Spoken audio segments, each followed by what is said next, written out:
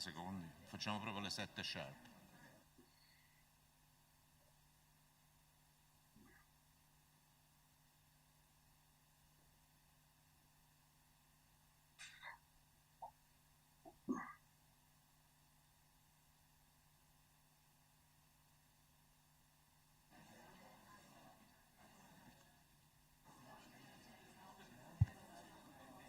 Hello, good evening. Hello. Good evening.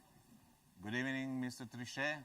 Good evening. Good evening. Good evening, everybody. Thank you for being here in this beautiful hall. Given the fact it's Saturday evening, we are quite a lot. This makes us even happier to have all of you with us tonight for this event of the series Young People Meet Leaders, titled The Hopes of Europe. The leader that we have tonight, we have the pleasure of having with us tonight as Mr. Jean-Claude Trichet, governor of the Bank of France from 1993 to 2003, and president of the European Central Bank from 2003 to 2011, who you can see in the screen we will participate remotely and whom we thank very much for his availability. We will discuss Europe and its future with him. We opened this meeting with an introductory greeting from Giovanna Ricuperati, president of Confindustria Bergamo, whom we thank for hosting us here this evening in this beautiful hall. Then I will do a short interview with Mr. Trichet, and we will follow with questions from the audience. I will call you to come here and to ask your question. Thank you. The word now to President Giovanna Recuperati.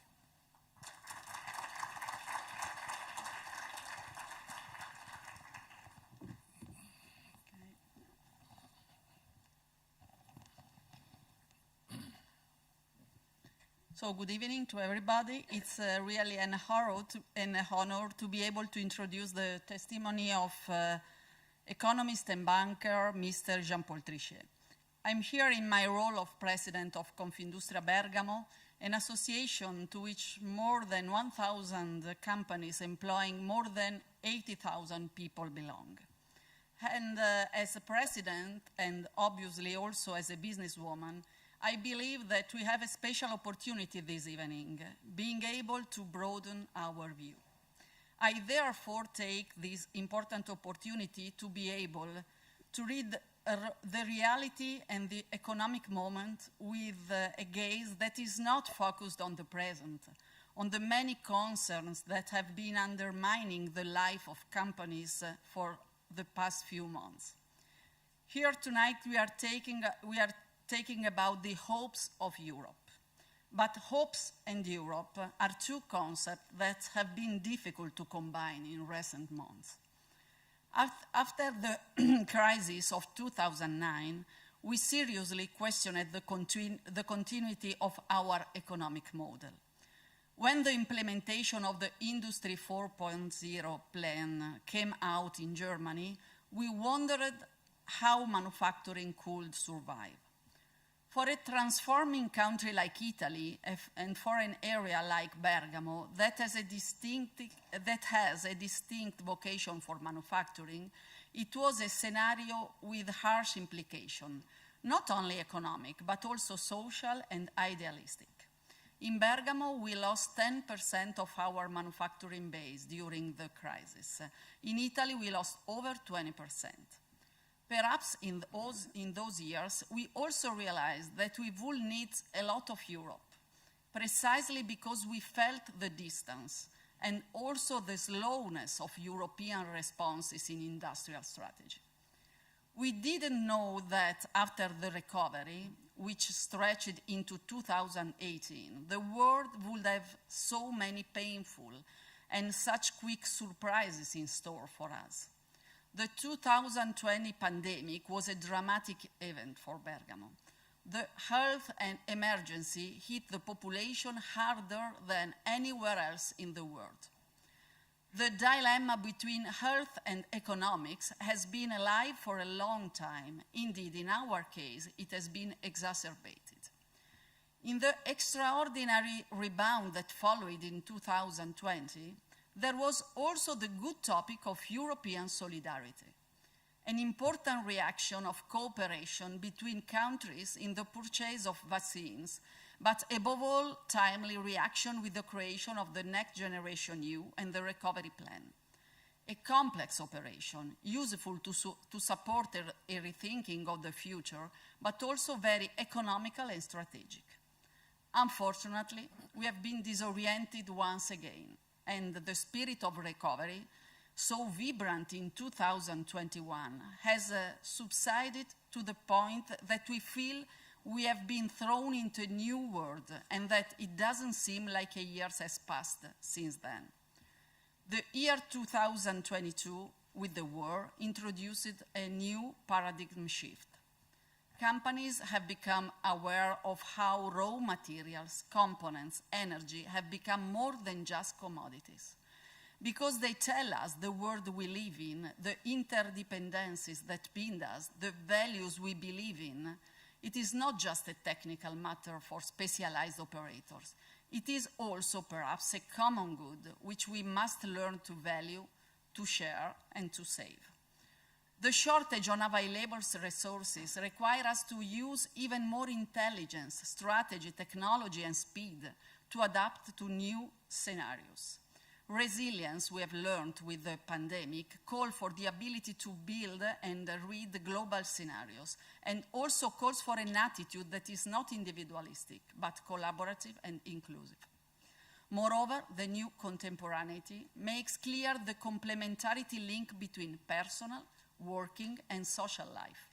The need to be safe and well becomes a shared responsibility among entrepreneurs, workers, colleagues, family members, and territory.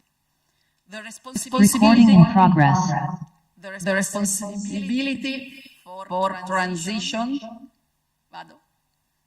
cannot be confined or delegated to a few individual actors. Either it belongs to everyone or it fails.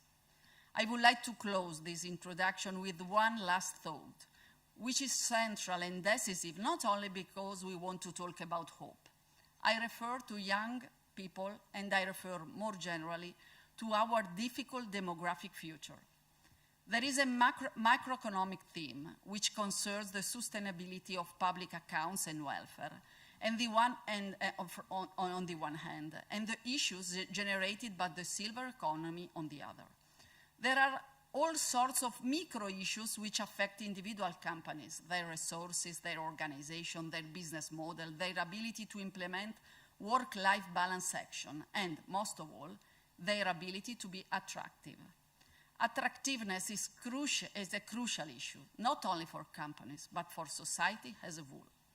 I understand attractiveness as the potential expressed by the economic system to create investment and job, but also the attractiveness on the social and cultural dimension.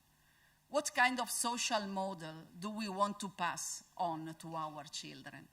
What kind of energy, social dynamism, desire for change, prospects for the future do we want to put into play to make our world more livable and more attractive to future generations? Here, I would like to conceive attractiveness today as the desire to inhabit the future and how to deploy all our intelligence in order not to resign ourselves to a slow and inexorable decline. This is also the most beautiful hope that I can share with you this evening. So, thank you for your contribution, Mr. Trichet. Merci de votre présence et buon incontro a tutti. Grazie. Thank you. Thank you very much. Thank you. Thank you. Probably most of us don't know that Mr. Trichet is an engineer. And then he became an economist, and a very brilliant economist, and a wonderful banker. So, Mr. Trichet, thank you. Thank you really for being with us tonight, sharing your time with us. Let's start with first question. I will ask you a few questions, then we will follow with questions with the audience. The first question is about Next Generation EU, and where will this innovation lead us and Europe. Actually, Next Generation EU is an extraordinary step forward in implementing European values of solidarity and cohesion, but is also a major innovation with the emission of a common debt. It is possible and desirable that it will lead over time to a common economic policy with the European Minister of Economy. Thank you very much indeed for your question, Marco Panara. It's a pleasure to be with you. It's also a pleasure to be in Bergamo by digital means, if I may. And I was impressed by what Mrs. Ricuperati said as regards the succession of challenges that we all had to cope with over the last 15 years, not to mention the previous, former challenges before, even before the great financial crisis. So this time are very demanding. And your first question is one of the most important, I would say.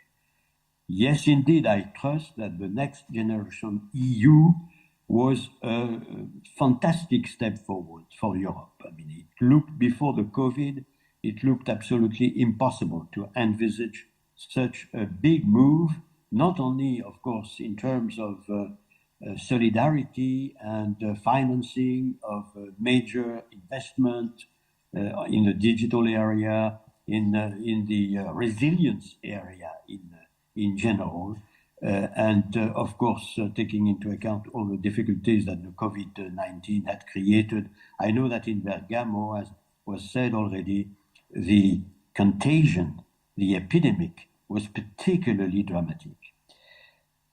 But of course, what is very important also, and was deemed impossible before, was the joint borrowing by the European to finance this extraordinary program of solidarity and cohesion.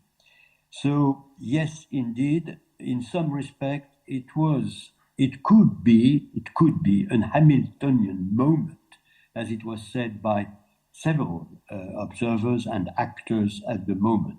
We will see whether it is, I would say, prolonged by other such initiative of that kind. It is clear that, again, as I already said, it was impossible before, and we know now that it is possible, even if it was in extraordinary circumstances. Now, you were speaking of a Minister of Economy. I have to say, I proposed myself in 2011, at the moment I was leaving my term in the ECB, to pass the baton and the responsibility to my friend, my close friend, Mario Draghi. At that moment, I said, well, we are a single economy with a single currency.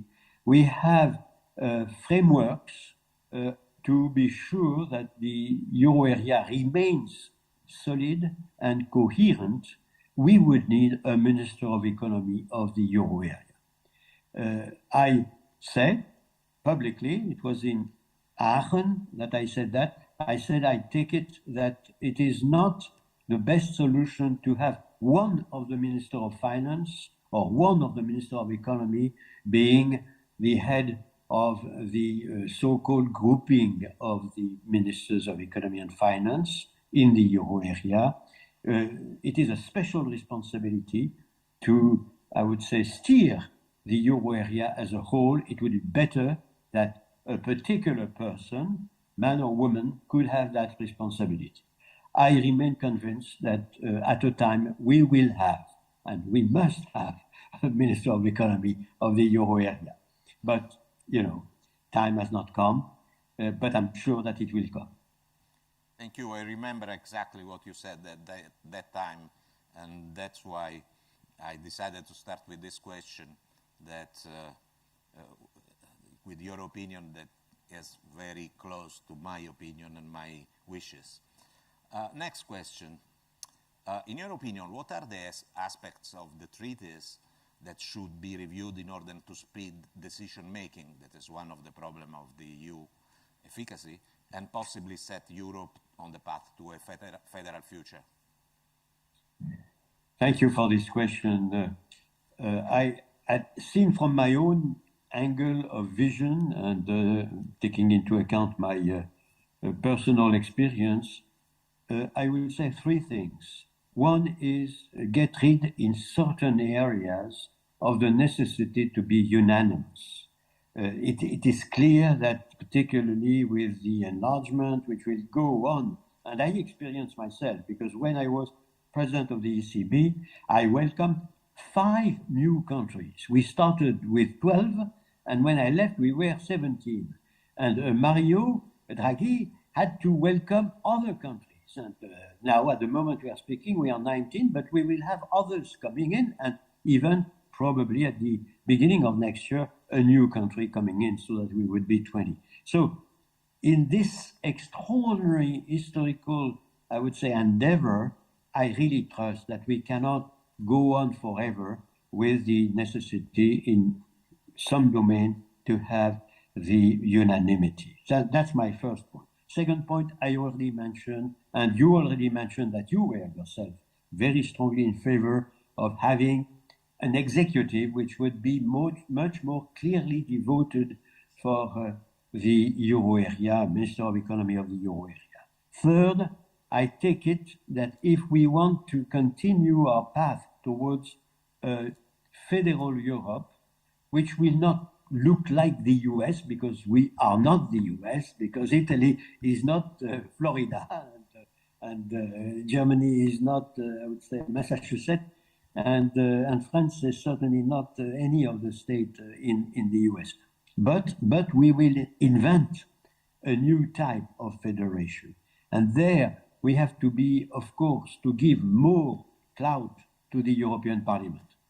Generally, it's not very popular to say that because it is a common belief that the European Parliament is more or less complex, very complicated, cannot work as well as possible. I think it's a question of responsibility. If you give more responsibility to the European Parliament, then you will have a European Parliament which would be exemplary in terms of functioning, also knowing, of course, that I would say it is a little bit the equivalent of the Congress in the US, and we know that in a big federation, the Congress is not as simple as that. But that being said, 3 points. One, get rid of unanimity in many domains. Second point, Minister of Economy.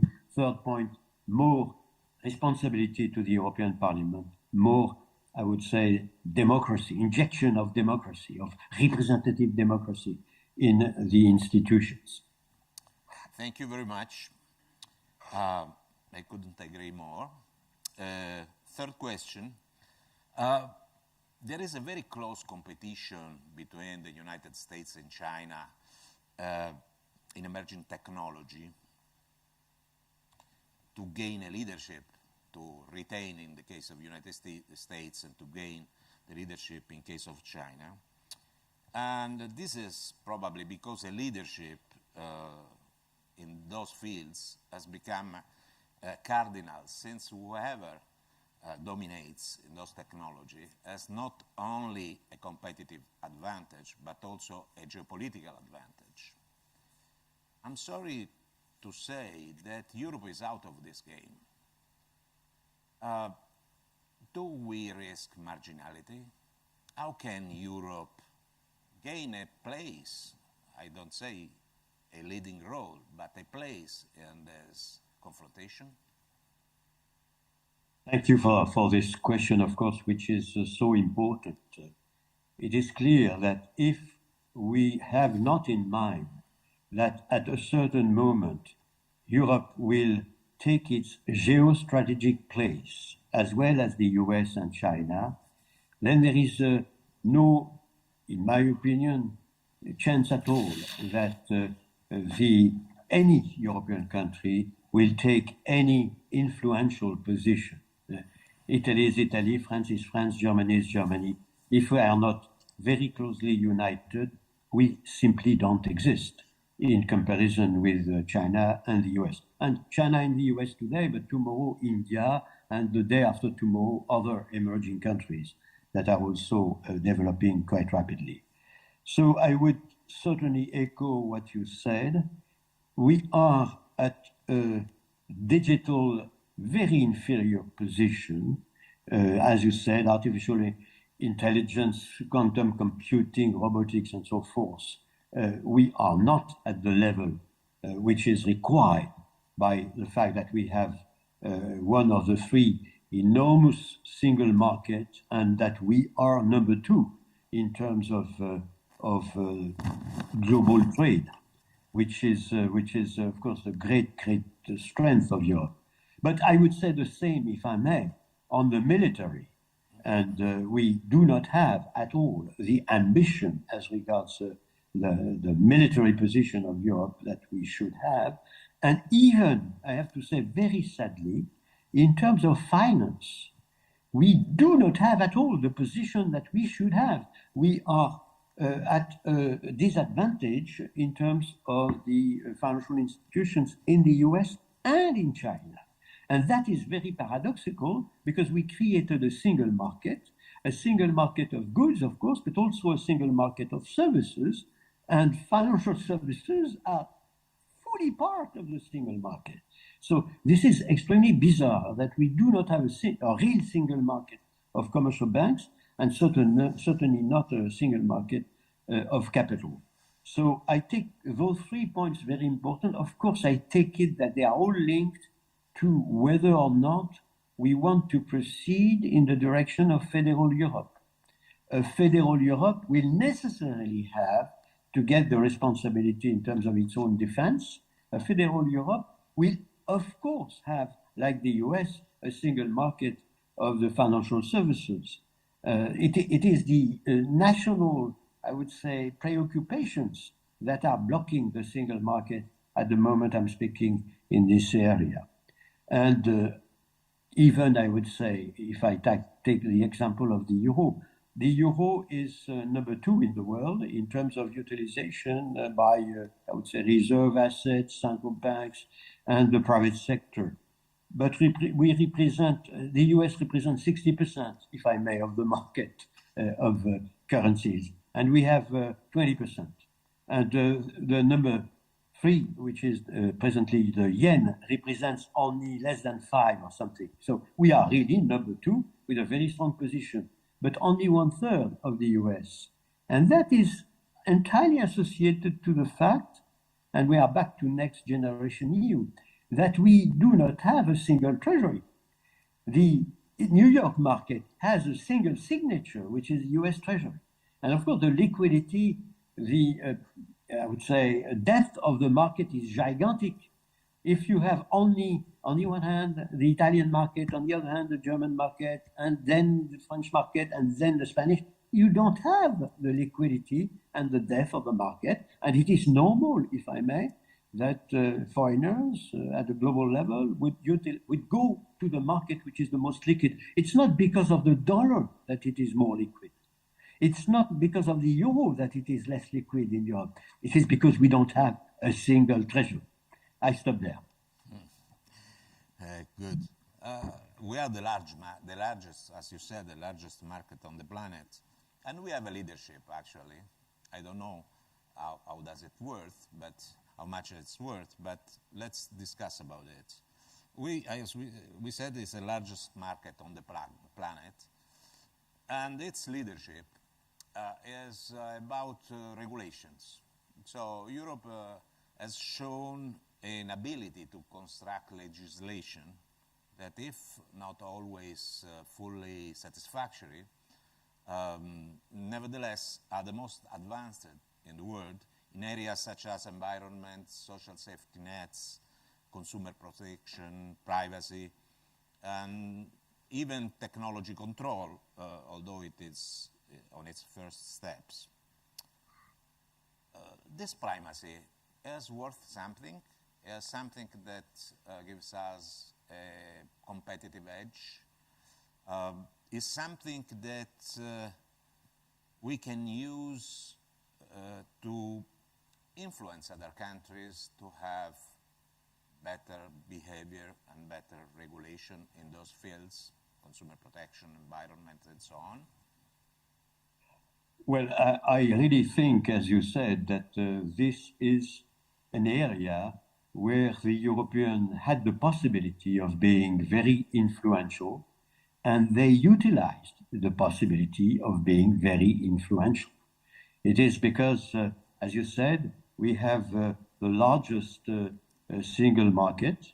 And in any case, even if we were a little bit the equivalent of China or the US, in any case, we have a market of our own, which nobody in the world can neglect.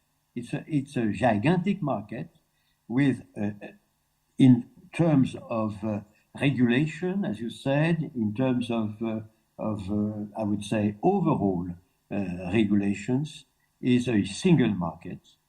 And I will mention Mario Monti as being a fantastic commissioner who played a very, very important role in establishing, in setting up the fact that in that domain, we had already a federal Europe, by the way. It is because in that domain we have federal Europe that we are so influential. So I will say at the present moment, it gives you influence. It gives you a fantastic influence. That's obvious. But seen from the consumer standpoint, and of course, that does not mean that we have what we would need in terms of digital platform, in terms of all what we already said, that calls for other type of action, initiative, and I hope very soon as possible, successes. But again, I'm very positive on the influence that Europe has in all the domains that you have mentioned. Thank you.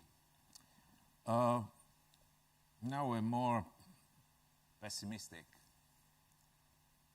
approach to this question. We are in the middle of climate crisis, technological transition, exploding inequality. Europe is the cradle of the liberal democracy, and all these things that I've just mentioned are putting at risk, at a certain point, certain level, liberal democracy. What can we do? Well, of course, it is a decisive question because it is a question which concerns absolutely all the fellow citizens. I would say the fellow citizens of all advanced economies, clearly. All the remarks you made are perfectly valuable, it seems to me, if you apply them to the United States of America, across the Atlantic, or if you apply them to the UK, which is no more a member of the European Union. And I take it also that to the extent that it is a very profound changes in our societies, it's probably also very true for many emerging economies. So I have no particular, I would say, remedy that I would suggest as an economist, if not to mention the fact that part of the problem probably comes from technological innovation, and we have to profoundly reflect on that and on whether or not we can, as we already said, have a sense of the negatives that are associated with the generalized digitalization. Climate crisis, we have an idea of what we should do. The problem is not lucidity or diagnosis, the problem is action. And there we know that we have, as citizens, to call for action, it seems to me. As regards the technological transition, it seems to me again that we have to work much more to understand fully what is happening. After all, when we invent something totally new in terms of communication, say the invention of writings in Mesopotamia, or the invention of printing with Gutenberg, we know that it changes, it transforms very profoundly the society. There is no doubt that the Protestant Revolution comes out of the printing of the Bible. So it's normal that we have many changes associated with this technological transition. Now, last point you mentioned, namely unfair sharing of what is produced in our society, inequality, there clearly this issue, which was examined very rightly so by a number of academics during past years, is now exploding at the level of the political, I would say, life of our democracy. I interpret the succession Trump-Biden as the reflection of the blue collars being profoundly uneasy with the position and the share of revenue of the US that they were given. I take it that it will continue. I mean, the fact that the middle class or the lower middle class is profoundly discontent in the US with what happened in the last years is changing the political life of the US, whether, I would say, whatever the political sensitivities are at stake. I take it that Europe is less unequal, less unfair. If you take the Gini coefficient, you see clearly that Italy is not the US, or France is not the US.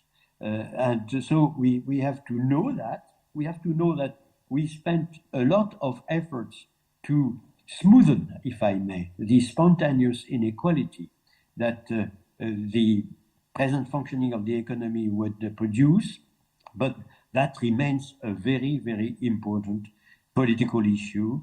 And it seems to me that it's not a political issue. It's a technical issue. It's also, of course, an economic issue of first magnitude. Now, my last question for the moment. And this question is, what will be, in your opinion, the impact of in the medium term, of the war in Ukraine, on the evolution of the European Union? I have to tell you something. My wife is of Ukrainian origin.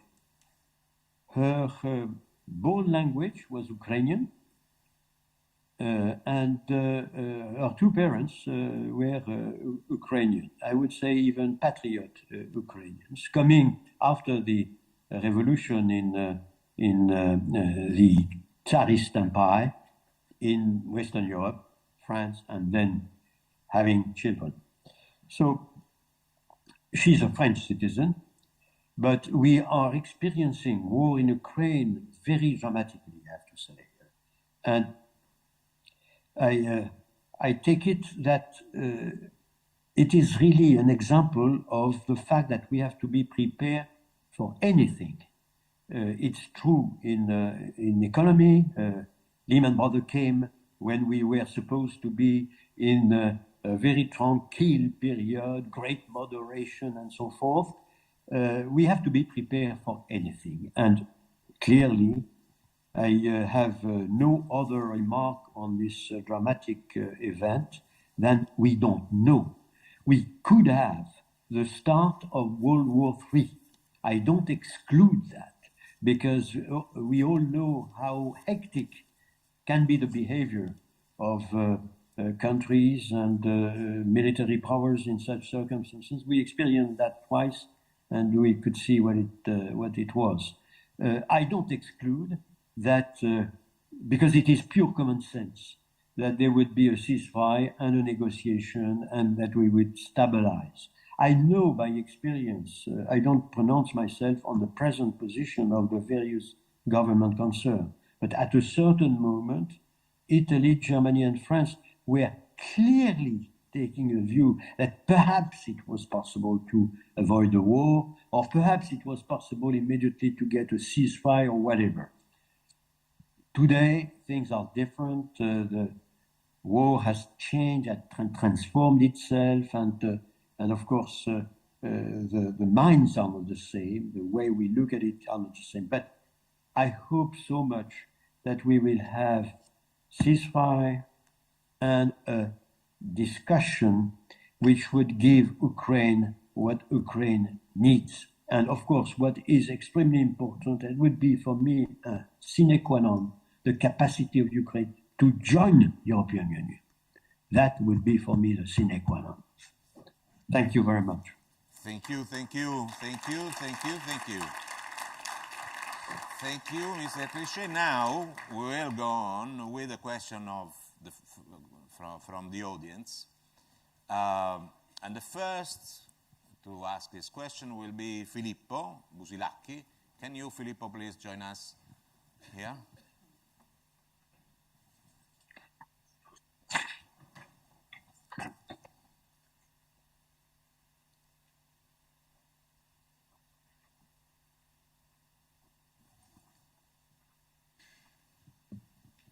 Good evening to all.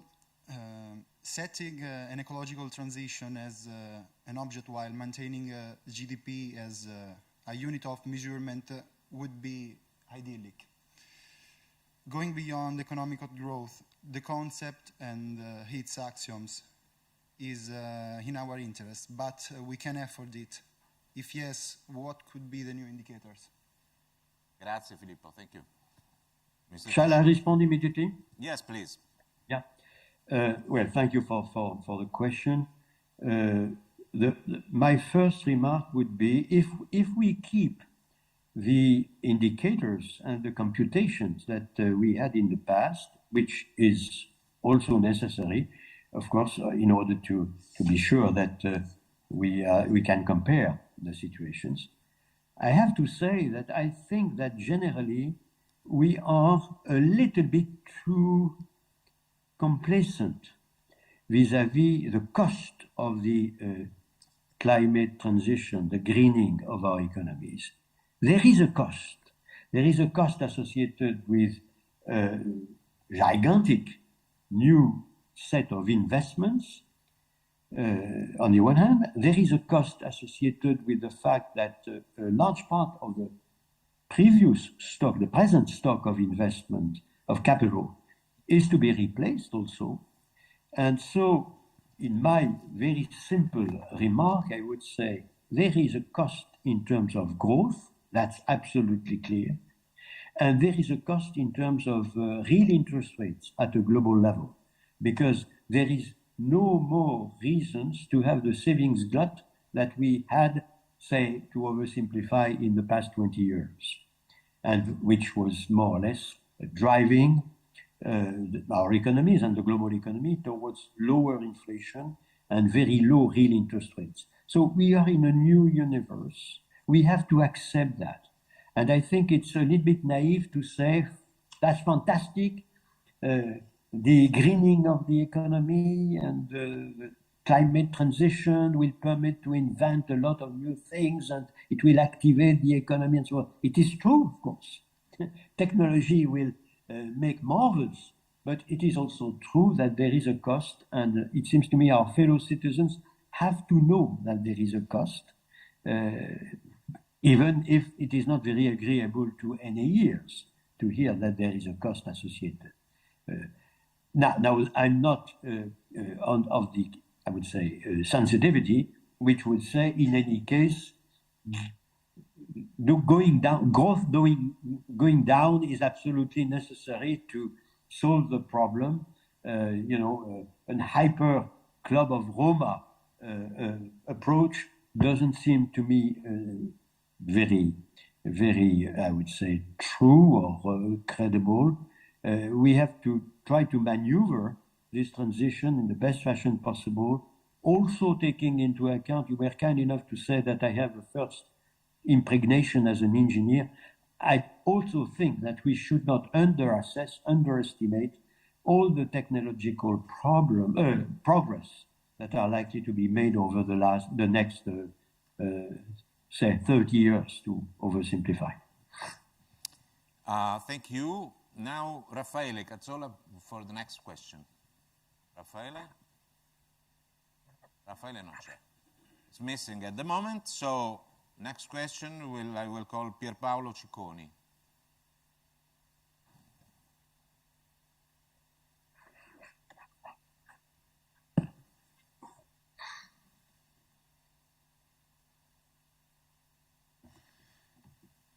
The new European Green Deal moves toward environmental sustainability, which also include strong social changes, changes in our behavior and a reduction in consumption. Is environmental sustainability also sustainable from an economic point of view? Grazie. Well, I already responded a little bit in advance to the question. We have, in any case, of course, to, I would say, organize the transition without dramatic events. And I would say to accept that the real economy has to fall like a stone in order to meet our goals would be naive and will not work.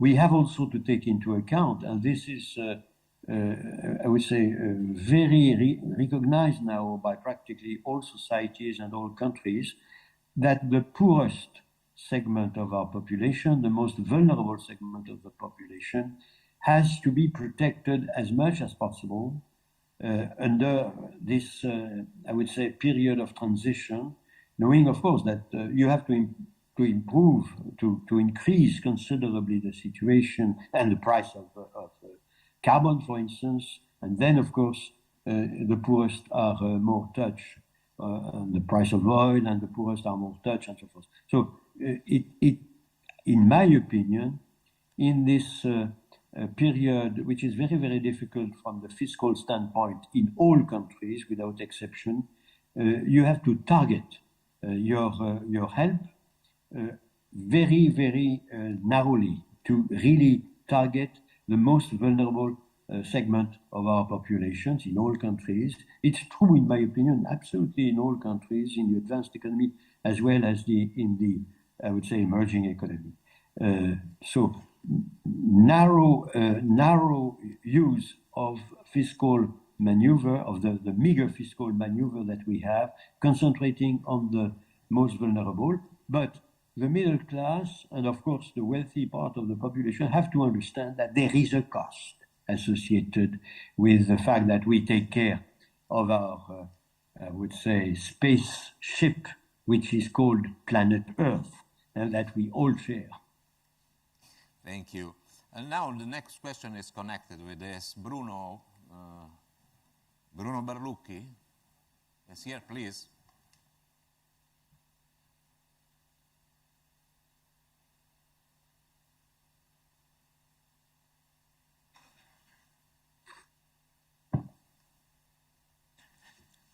Good evening, Mr. Trichet. I have to demand you, can you explain the possible futures of welfare state? Because I'm very afraid about the future. Thank you. Grazie, Bruno. Bruno, it's not that easy to say what will be the future. I will give you some examples. When I had your age, this kind of things, you know, the iPhone, did not exist at all. And the first time I could realize that maybe one day we have something like that, it was in a science fiction novel. And of course, I did not trust for 1 second that at a time I will be able to have all the information of the world, all the communication of the world, all the computation capacity of the world at the fingertip, and that would appear totally normal. So let's not underestimate the capacity of technology, of science and technology to advance. That makes me optimistic in a way, you know. We are in a very difficult situation. We have war in Europe, okay? We have the climate change. As I said, our spaceship is badly damaged by ourselves, and we have to take care. We have a lot of uneasiness in our societies, a lot of, I would say, call for a fair society, and this is true everywhere. But we have also the human energy, the capacity to better understand what's going on, and I have to say, in our democracies, and I would make the difference between democracies and authoritarian regime. In our democracies, we have also the capacity to accept that we can change. We can decide that it would be better to do this than to do that, and to overall take into account our experience and make the best out of our experience and our possible changes of vision and of understanding. So you see, we are in the most demanding period of time. I experienced myself because I did not participate in World War II. And I have to say that seen from that perspective, the present period is totally dramatic. Still, I remain, I would not say optimistic, but confident that we will continue to proceed. I'm confident on Europe, on the capacity of Europe to continue its, I would say, extraordinary historical endeavor. And I am confident in science and technology. Thank you. Now we have two more questions from the audience, both more about your experience as a banker, a central banker. Emanuele Maggioli.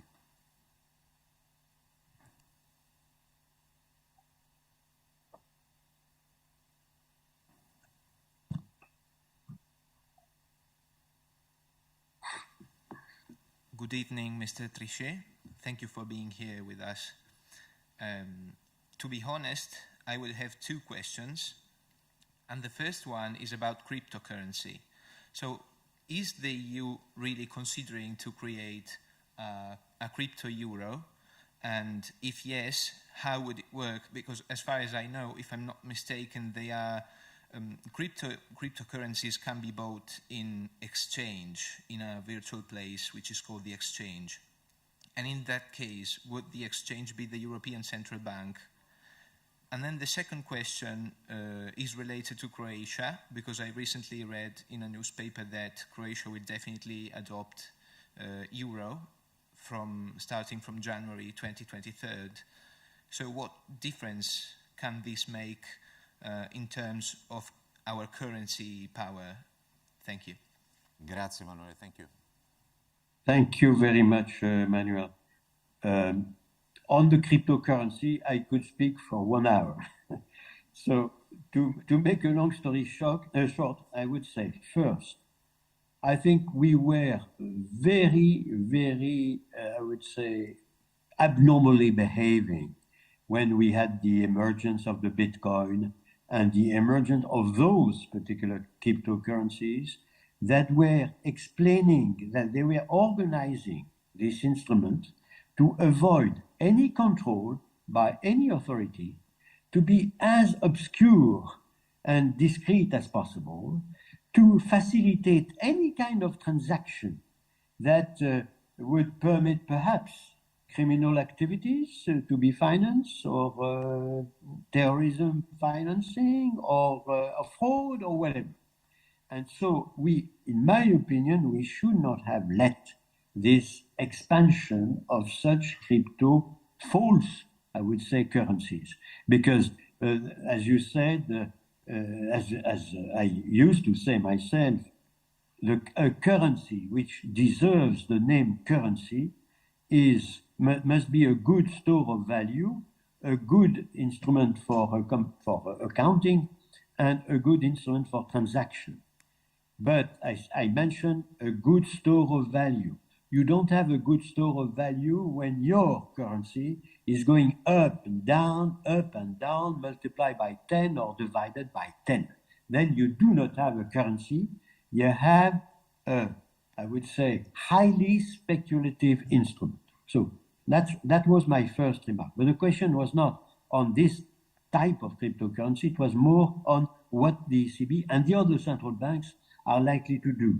And let me only say very rapidly, I take it that what they have in mind is a cryptocurrency that would utilize the, I would say, capacity that technology offers, but would be exactly the euro, exactly the dollar, exactly their own currency that they are issuing.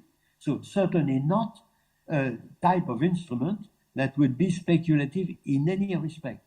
And what I understand also from what perhaps the major central banks have in mind would be very much crypto euro or crypto dollar, whatever, that would not go directly to the, I would say, household or the consumers or the individuals, but would facilitate considerably the relationship between the banks and the institution concerned, namely the central bank. So again, they are still reflecting upon. It is clear as if the decision is taken that any individual can have an account in the central bank and through the crypto account, if I may, crypto dollar, crypto euro, then in some circumstances, the individual could say, I prefer to have as a counterpart the central bank instead of commercial banks X or Y or Z. And then that can totally transform and rock the overall, I would say, functioning of our financial system. So I don't say more than that. I say I have confidence in the central banks not to create something which would be an, I would say, speculative instrument.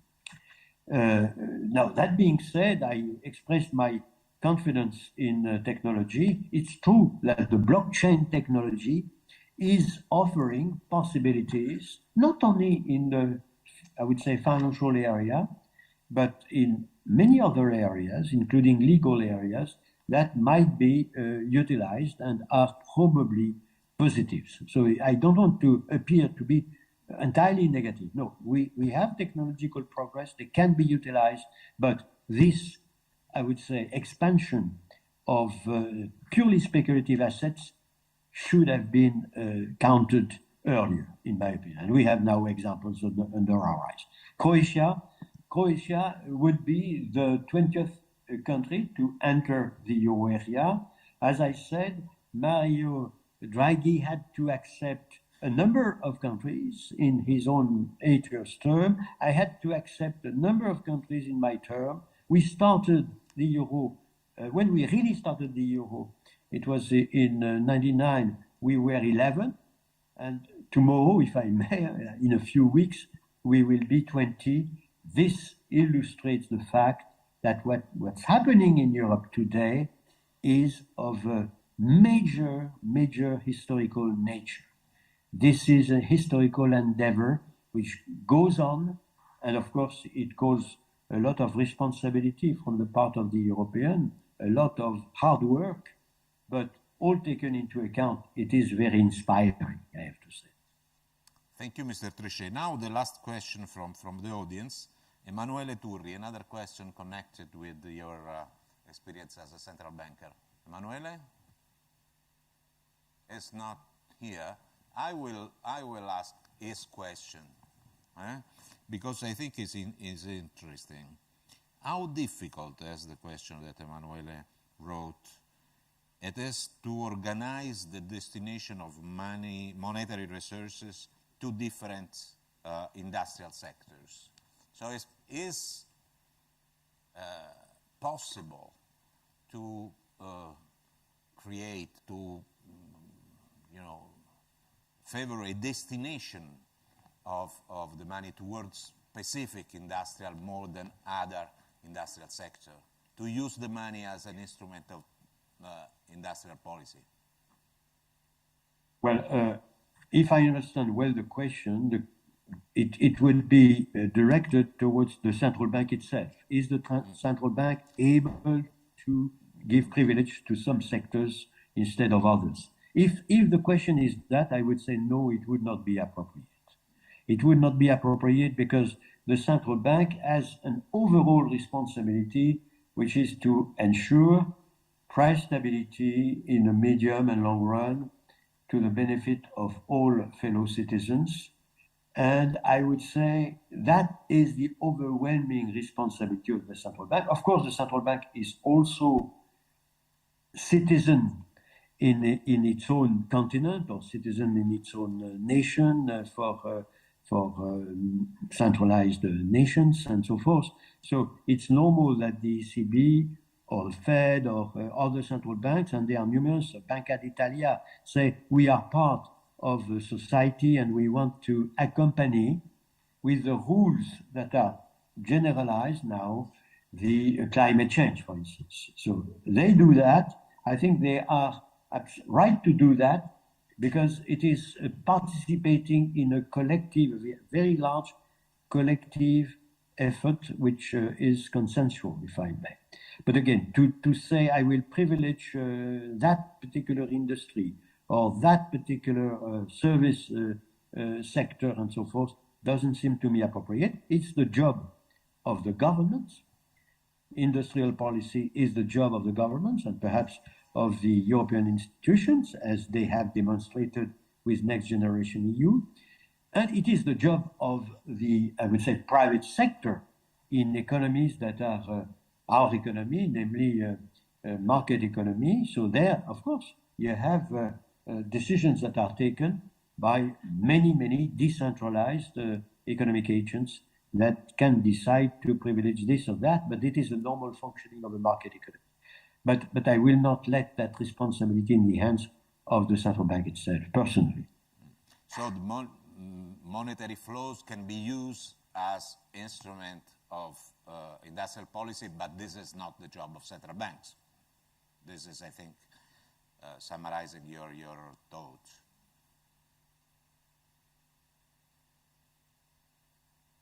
Mr. Trichet? I'm sorry, because I missed a little bit. I don't know why. There was some kind of... I was saying that monetary flows can be used... Hello? Yes, hello? You hear me? Do you... Yeah. Okay. Yes, I hear you. Okay. I hear you. I was saying... I think yeah, please. Okay. The monetary resources can be used, monetary flows, to for political industrial policies, but it's not a job of central banks. It's a job of politics for government. Exactly. Exactly. It is in the realm of the overall fiscal policy. I mean, it has to be decided upon by our political democracy. It has to be voted by Parliament. It is not up to the Council of Governors to decide that they will now, from now on, give some privilege to the steel industry or to the car industry. It doesn't seem to me to be in line with democracy and in line with the optimization of our society, letting their own realm of decision to the political democracy on the one hand, and to the private sector in a, I would say, open market economy. This was the last question from the audience, and I'd like to end our conversation with my last question. It's very personal in some sense. And the question is, what are your main concerns and what reassures you most at this point of the story and of your life? Well, my main concern are very numerous, unfortunately. You had mentioned already several times war in Ukraine, and I explained why. It is a terrible concern by many aspects. Of course, we have other geostrategic tensions that are looming here and there, particularly in Asia. So major element of concern. Another major element of concern is the fact that it is not excluded that we could have a new terrible wake-up call in the financial sphere, because we had 12 years, more than 12 years, with extraordinarily accommodating fiscal policies and monetary policies. And all what has been done by the financial sphere had been to adapt to very low interest rates, very low inflation, and a very, I would say, benevolent environment on the financial standpoint. Now we are dramatically changing our course of action. Now inflation is back with a vengeance. Now interest rates, of course, are significantly higher. They will continue to go higher in the US and in Europe. So it's a totally different universe. And there we have to be extraordinarily vigilant, extraordinarily attentive, because it can happen in such circumstances that we have a shock. And the shock can be very contagious, like an epidemic. We know that. We could see that when we had the bankruptcy of Lehman Brothers. So that is a very, very important, I would say, case for concern for me. And I would say, of course, climate change, and I know that all the young people that are here would agree with that. It's true that we don't know yet whether we will rearrange our spaceship, as I said, which is planet Earth, sufficiently rapidly to avoid new drama when time comes, not immediately, but of course we are reasoning 20 years, 30 years, 40 years. Now that are the main concerns for your last question, which is so demanding. Now, as regards the reason to be confident, I would say I have experienced myself. And after all, the role of a person of my age addressing young people is perhaps to give this experience. I was chairman of the Paris Club when we have all Latin America's countries bankrupt. It was in the year 70s. And then we had Africa bankrupt. We had Soviet Union bankrupt. It was at the beginning of the 90s. I was in Moscow to discuss the rescheduling of the Soviet Union debt. Gorbachev was still there. It was a dramatic, absolutely dramatic period. Then we had the march towards the euro with a lot of difficulties, the lira difficulties, the sterling difficulties, the French franc difficulties. All these were crises, big crises that we all experienced. Then we had Lehman Brothers. Then we had this long period, very abnormal period, where the major risk was that we could have materialization of deflation, and that was dramatic, and we had to fight against the materialization of the deflationary risk. Then we thought we were out of all those challenges, and we had the COVID. Then we thought that we were out of the COVID, and by the way, the recovery, post-COVID recovery was something which was very impressive, created, by the way, the trigger for inflation today. And then we had war in Ukraine.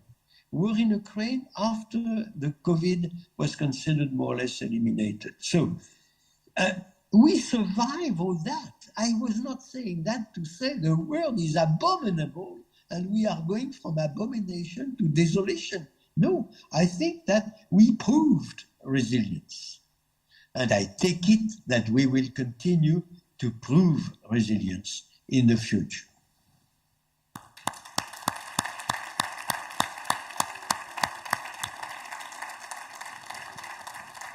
Oh,